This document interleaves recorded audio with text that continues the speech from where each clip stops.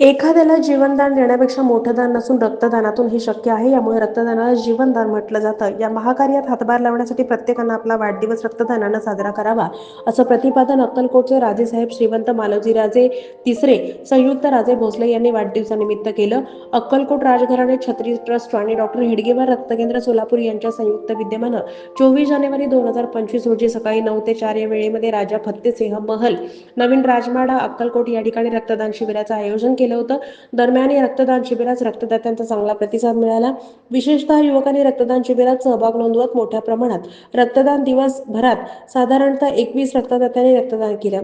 विशेषतः डॉक्टर हेगडेवार रक्तकेंद्र सोलापुरातील पहिली NABH नामांकन असलेले रक्तपेढी डॉक्टर आदित्य कोतवाल, वैद्यकीय अधिकारी सुनील हरहरे, जनसंपर्क अधिकारी डॉक्टर केंद्र सोलापूर यांनी राजेसाहेबांच्या वाढदिवसानिमित्त पूर्ण स्टाफसह शुभेच्छा दिल्या.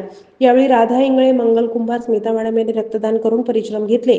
यावेळी विमानसेवा केंद्र सोलापूर येथील कार्यरत सचिन जोगारे त्यांच्या स्टाफने एकत्रितपणे राजेसाहेबांचा फेटा बांधून सत्कार केला आणि पुढील कार्यास शुभेच्छा दिल्या. दिवसभर चाललेल्या या रक्तदान शिबिराप्रसंगी सामाजिक, औद्योगिक, राजकीय आणि इतर क्षेत्रातील मान्यवरांनी भेटून शुभेच्छा दिल्या. रक्तदान शिबिराच्या अखेरीस स्वतः श्रीमंत मालोजीराजे तिसरे संयुक्त राजे भोसले यांनीही रक्तदान केलं. विविध स्तुत्य उपक्रम राबवून राजेसाहेबांचा वाढदिवस साजरा झाला. GS कोकळगी, निनाद प्रधान, पूजा प्रधान चौबळ, जयसिंह पाटील, अनिकेत माने, आशिष कदम, सप्तेश चौबळ, शक्ती टोणे आदी यावेळी उपस्थित होते.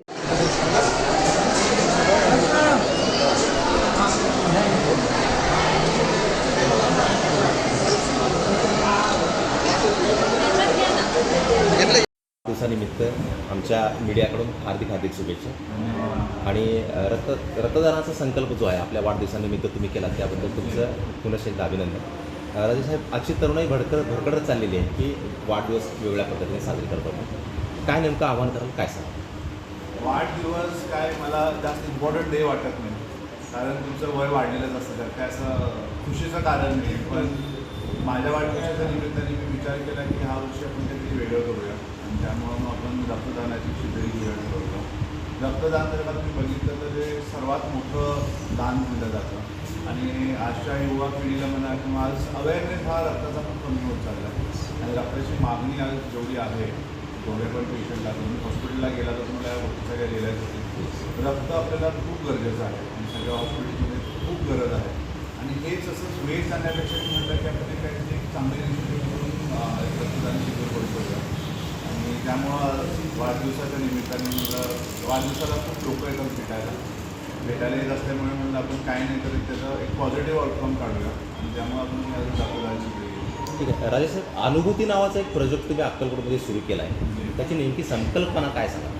अक्कलकोटमध्ये अनुभूती जो प्रोजेक्ट आहे हा नावासारखाच आहे. अनुभूती जेव्हा मला अनुभूती झाली महाराजांची, तेव्हा हा प्रोजेक्ट मी सुरू केला.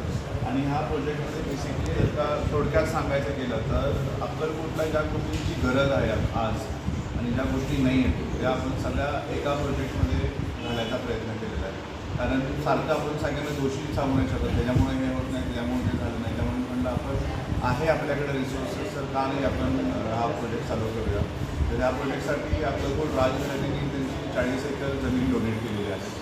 आणि हा बाकीचा जो प्रोजेक्ट होईल तो आपण हळूहळू लोकवर्गणीतून महाराज करून घेतीलच.